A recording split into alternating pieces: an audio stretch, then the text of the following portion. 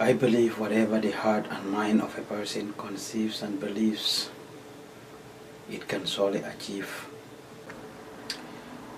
My name is Ousman Joof, an immigrant living here in the United States. My story is one of million other stories that you probably are familiar with, which is the story of illegal immigrants and the struggles we go through living in America. Having overstayed my visa while trying to regularize my status, I missed the court date. And guess what? I was ordered deported in absentia, which warranted for the Immigration and Custom Enforcement to start looking for me. And very fine morning one day, over 10 years ago, as I lay on my bed in College Park, Georgia, they came to my house to pick me up, assured me that I was not in any trouble, that I just needed to go fill out some paperwork and I will be let go within a couple of hours. These couple of hours ended up being 3 months and 10 days, what I spent at the Etowah County Detention Center in Gadsden, Alabama.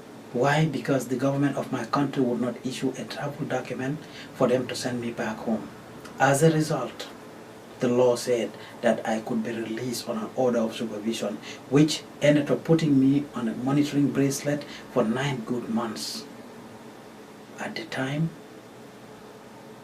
my wife was 3 months pregnant with my baby, who is now 10 years old. That is the beginning of my story. Immigration and Custom Enforcement had put me through all kinds of frustrations, trying to turn me into a criminal, where I had to report to them, where they had to come to my house, where I was put on an ankle bracelet, where I had to report through the phone, where I had to seek permission whenever I needed to travel 50 miles outside of where I live. I moved from Georgia to Alaska, where I spent 5 years struggling with immigration. I eventually had to overcome the challenge. How?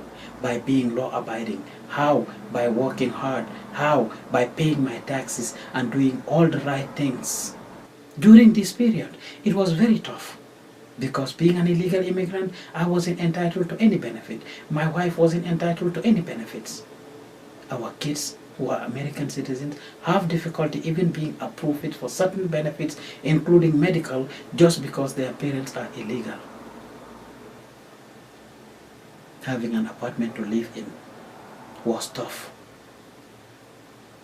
Life cost us twice as much as what it would have cost any ordinary American citizen or resident.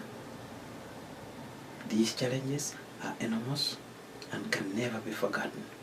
But I thank God 10 years later, my situation has improved. I had overcome this challenge of being illegal in the United States. I am no longer scared of anything. I fight for my rights and take what rightfully belongs to me, and I don't let anybody take advantage, abuse, or do anything to me that is not supposed to be done. I am happily married. I have 3 beautiful kids who I take so much pride in taking care of. As a family man, I help take my kids to school, pick them up from school, help them with their homework. I take pride in taking my kids to the park and places of interest where they have fun and play. I have joy in seeing them doing things. I have fun in interacting with them. When I take my kids to the park and I see them play with other kids, and I'm not scared, I'm not looking left or right to see if anybody is there to see me or to pick me up and take me away from them, this gives me joy. I go to the store with them to help them buy whatever they want to buy. I teach them the morals of life. I interact with them. I shave my kids' hair, I give them haircut. I don't have anything to worry about or stressed about. Being legal gives me a peace of mind. Of course, on a lot of occasions, my wife and I go out together with the kids, or we try to find somebody to babysit them for us while we go enjoy ourselves. But some occasions, depending on our schedule, my schedule, her schedule, one of us will take the kids out while the other one stays home to take care of chores and other responsibilities. What I would like to see is my kids for not to go through the struggles that I went through. For other immigrants who live in the United States, who come to the United States after me, to not go through the challenges that I went through, to not fall a victim of what I have fallen. After overcoming my immigration challenge, I am able to do the things that I love to do. In addition to being a family man, I am able to establish my own online media firm which informs, educates, and entertains Gambians. Never sign any document in America or in the West without knowing the content of it, especially if it has to do with law enforcement. We also have a foundation that, of course, helps to gather used stuff from the United States and send it back to Africa, as well as import African culture and tradition into the United States.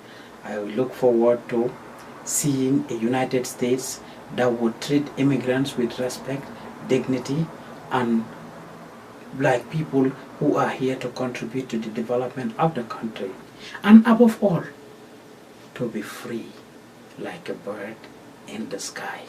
My life today is one that I'm very happy with, and I appreciate. The most important thing is the freedom that I now enjoy. Not being followed by anybody, anywhere, not being scared of being followed by anybody, anywhere. Freedom is the key to life.